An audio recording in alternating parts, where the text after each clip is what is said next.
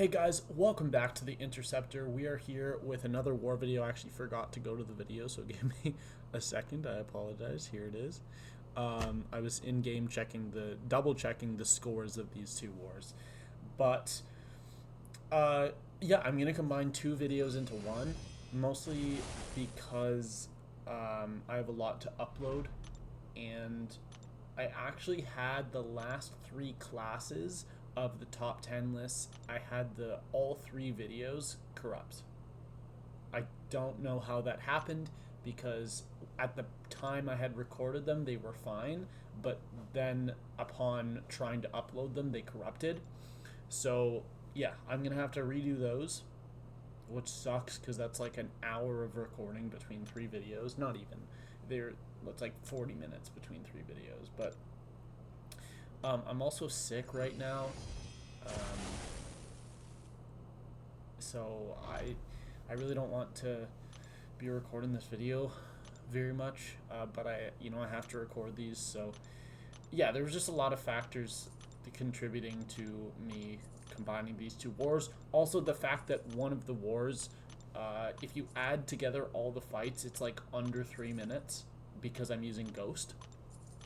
So I'm just going to skip this a bit at the start here. This is me setting up my masteries, and it takes like a full minute, so there you go. Let's go to our first fight, the only fight I'm using Hood for, and this fight is just beautiful. This is how you want to play this matchup.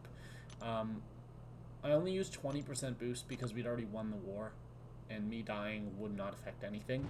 That's not always the way I do it, but I also felt like my fights were really easy, and because I'm using Ghost, there is actually a downside to boosting fully, which is that your class boosts won't always work well with but like they'll send you to SP3. So here I probably could have thrown my heavy attack there, but I'm going to go for one more special 2. I lost out on a lot of damage because I nullified the unstoppable, making it passive, but here I'm going to chuck my heavy. Boom. From 70% to 0%. Fast, clean fight. And now I put a little note in there. I skipped over that part of the recording, but I put a little note that I should turn on bleed and poison for the rest of my fights, because now I have Ghost fights. So I was originally assigned 7 fights for this war, which is 3 mini bosses, but one of them ended up getting taken. My Wong mini boss ended up getting taken by a Scorpion, which for the node was actually a pretty bad matchup, so I assume he just kept throwing special 2s, but it doesn't matter. He could have gone SP1, and it was on Ebb and Flow Intercept mini boss, but he barely lost any health, so the guy that took it, so that's fine. We have a Shuri here, and Shuri's a little odd to fight with Ghost because obviously you can phase her hits normally, but I'm not gonna have any opportunity to get my heavy knockdown. So what I'm gonna do, I'm just gonna ignore the protection and knock it down with my first SP2, and then I assume my second one will just kill. So here, she throws the SP1, and now I just need to get back to it. There I'm at my special 2, and only the first hit landed without protection, but it was still a 27-second fight despite that. This fight is the only one that goes a little weird, because I don't kill him quite as fast as I assume, and this is probably the only fight that would have been better if I had max boosted, because my special 2 would have killed him instead of leaving him at very low health. But of course Bishop is a global defender, so I'm going to be critting a lot and giving him a ton of power gain. But my strat was just to eat the SP3, because Bishop's SP3 does not do anything special, at least for Ghost purposes. And here, that was my special 3, and the special 3, when you use it with Ghost, it actually resets your phase, so I'm able to phase instantly as soon as the special 3 is over. You actually always have enough time after your your own special 3, it's not risky. Like, you're never going to miss throwing your special 3 and your opponent throw their special 3 too fast, because the AI can't throw it faster than you can phase. So as long as you practice it a couple times, you'll never miss it. So this is a little bit of a weird matchup. This is Quicksilver, and I'm actually going to go for a naked intercept to remove the protection. Throw my SP2. This is unfortunately going to send me to my special 3, which I should have just thrown instantly, but yeah, that was a mistake. And it ended up costing me a potion. But this special 3 is going to do very good damage. Ghost special 3 is pretty hard hitting.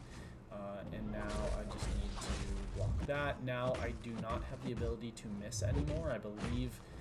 Okay, I know some slow prevents miss. I know not all does. I don't know if Quicksilver's does, and I didn't read his abilities, so I just assumed it did and didn't phase whenever he had miss, or whenever I had slow. So now we have this Killmonger, my second last ghost fight, and this one goes really nice. Now, of course, I'm going to be activating Reverberation, but if you don't know the way that Reverberation works, it reflects damage based on how much power the defender had in the moment of activating Reverberation. So if you activate it when they have 0 power whatsoever, you'll activate Reverberation, but it will reflect no damage. And that's just a kind of a trick that you can use with a lot of champions, because Killmonger is sort of a ghost counter, but when you play him like that, he isn't. And this is a joke, this last fight. This is a Scorpion on 55. When I saw that Ghost was unbanned, which is, by the way, the first time this season Ghost has not been banned, when I saw that she was not banned, I messaged my officer and I said, hey, looks like Ghost isn't banned for some reason. And then I said, you know, I'm a very good Ghost player, so here's a list of paths you can assign me and all of the mini bosses on the map I can take. And he said, sweet. And he assigned me some of the fights I said and some of the paths I said. And on the boss island, I told him I could either take Doom on 51 or Scorpion on 55. I guess he had a better counter for Doom on 51, although it would have been just as easy a matchup as that one. Anyways, we ended up winning that war 5-12, which is, I believe, our second best war of the season so far, death-wise, although it might be our best, or maybe tied with our best. But this is war number 10. Sorry, that one, last one was against CAV, and this one is against CZSK. And this is Path 7, Section 1, the node where you do not want the defender to shrug debuffs or they reflect damage. But the thing is that reflected damage does not trigger through the block, which means that I can just hit into the block even if she has the damage reflection effect up, and I just won't take damage, which is really nice. I'm very good at fighting Jabari Panther. I know how her abilities work. There I was trying to whiff a light attack and she just ran into it. I know that ensnare does not prevent your dex unless she's in the hunt, so I'm not worried about that at all. And then there's the damage reflection, but as I hit into the block, 0 damage, which is really nice. This was just a very safe option, and if there's ever any champion on the node that can shrug debuffs, Valk is an excellent option. And then there I parried by accident, but I'm just going to hit into the block, and there I was about to throw a special 1, but it was not needed because he just went down. So yeah, that fight goes down. This is probably the longest fight of the war. This next one, this Dragon Man. Actually, wait. For some reason, I don't think this one takes that long. But anyways, I'm going to throw in an Invuln here, just for safety. Although, in hindsight, it would have been better to use an SP1. But this is Dragon Man, and it is on the node that if you knock the defender down, they get an armor break. And with Dragon Man's abilities, he's not immune to armor break, but he will reflect damage the same way that Elsa and Cable do when inflicted with a bleed, unless you have class advantage. So essentially, we're never going to knock him down. We're just not going to knock him down the whole fight. We are going to do our thing. We are going to bait SP1s and SP2s whenever necessary, and you'll see me pairing sometimes to remove the power gain if it lines up nicely. But sometimes it doesn't, and I'm going to have to just block the SP1. There it did again. But also I'm trying not to hit directly into him, just into the block, because of Mystic Dispersion, of course. But this Ineptitude is actually going to heal us this fight, which is really sweet. I think that Ineptitude like lowers the potency of Fury effects, something like that. It's kind of weird and doesn't really fit with Dragon Man's kit. Kind of a weird, unique thing to have. I don't really know how to describe it, but yeah. With almost anyone in the game, you just abuse it for healing. So, I mean, that's fine. Here I'm going to throw my special, but I want to beta special first to remove the power gain, and also I wanted to get in the range that a 5-hit combo would get me close to triggering my first of the Bulwark buffs, and I did. And then here he has 4%. I'm at almost a full yellow bar. I think I'm at like 99.8 or something like that. And he goes down. So that fight's pretty nice. I am going to have one very scary fight in this war that I almost die to. So that will be the last fight of the war. A fight that I've never taken before. A defender I've never fought before.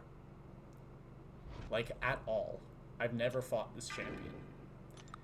So that was a fun fight.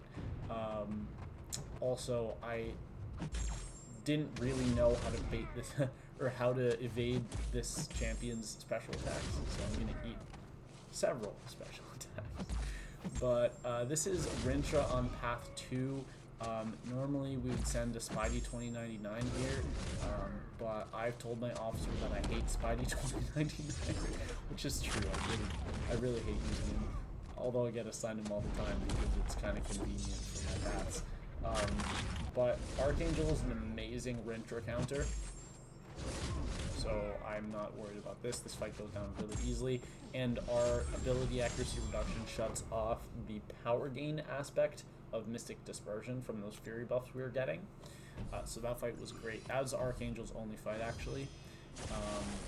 And this is Shuri's only fight. So I only have 5 fights in this war.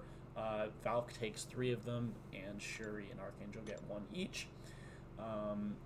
This is either the 3rd or 4th time I've taken Domino on this node with Shuri, so this is a joke of a fight. I don't need the invuln for this fight, it's only for the next fight, but I figured if I'm going to use an invuln, why don't I activate it here, because this is a 30-second fight, and it'll obviously work for the next fight as well. But yeah, Shuri is just incredible for this path. Shocks. So yeah, we're just gonna get some shocks on, throw that SP1. I'm gonna be a little more cautious in this one about Lucky, and I'm not gonna be finishing combos. I'm just gonna be doing partial combos, just because stuff can go wrong. We throw our SP1 to reset the time of the shocks. At this point, I should have probably thrown a heavy attack. I should have parry heavied, but the fight's almost over, so it's fine. And there we go. She goes down in 43 seconds. And we have 1 fight left, which was the second or... oh, no, wow. Oh, these 6 fights there, I think, are 6 of the 7 last fights in our whole war. So, we're kind of the last battle group to clear. But yeah, this is Adam Warlock, a rank 5 Adam Warlock, and he actually does have passive power gain, which gets enhanced by 200% from this node, so he is going to be very annoying. And also, I'm going to fight not so great. You'll see how fast his power gain is. That's only going to get worse throughout the fight. So I did do a bunch of duels, and I know how to evade his SP1, although in my duels I was only getting it right about 50% of the time, which is the reason that I have an invuln boost on. But every time in this fight I mess it up. It's actually the SP2 that I eat. But there, he does a step back. Was not expecting that. But we did have our combo shield to save us. Trying to get him. So there, I hit the block, and I was trying to like push him back, and he pulled up his block for a split second, and then he dropped it as I was dashing in, which is stupid. But yeah, and then here I pushed to SP2. I was more confident on the SP2, although this first one I'm gonna dash in. I forgot that there was 4 hits. I thought it was only 3. But yeah, we're a minute in and I've taken off 15% of his health. Now I've taken off 40 because that just did 25%. But we just have to get to one more special, and one more special too, and this fight will be over. We are now also dealing more block damage because we are getting those yellow numbers because we have 3 of our buffs. And we are just trying to bait SP2 this whole fight. My invuln boost is now gone because of those hits I took.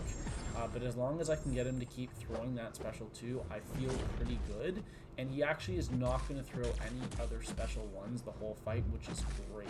They made it so much easier for me. And here I'm almost out of special 2, so I've almost saved myself.